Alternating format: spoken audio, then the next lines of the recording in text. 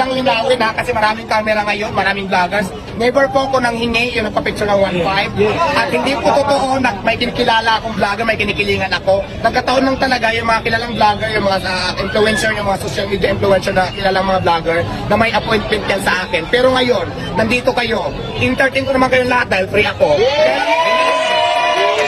Makikita ko kasi sa social media ngayon, ang pinapakita lang nila, yung negative lang, negative sides lang na hindi pinapakita nila kung bakit nasasabi na mamaya na, yun lang lagi ang nakikita. So dapat ipapakita nyo yung whole video. Diba?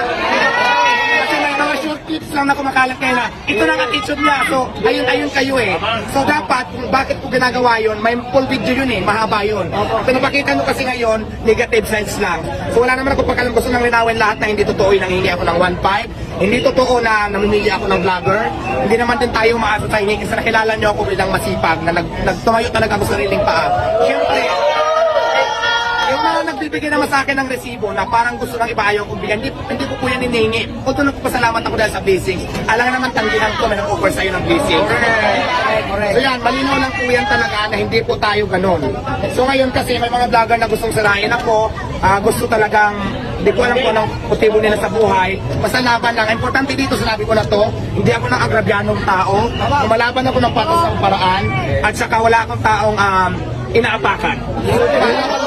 Pagpapatuloy ko yung pangarap ko, walang gusto ko sa buhay. Sana ganun din kayo. Diba?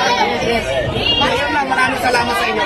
Gusto ko lang pasalamatan si Sir, ang friend ko si, para pala sa nila ako nakakilala si Ambassador, si Sir Lister Olalia. Maraming salamat.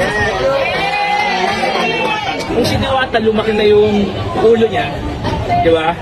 Gagamitin niya yun, he'll use anyone's name kasi he's very influential right now eh. Pero he choose not to kasi mababaloob niya hanggat maaari kaya niyang trabahuhin at trabahuhin niya. Kaya si Diwata, wag mo sana siyang, kayo mga vloggers, kayo yung dahilan bakit siya nandito ngayon at kayo rin dahilan para malabanan niya yung mga bata. So, thank you very much. Enjoy lang tayo.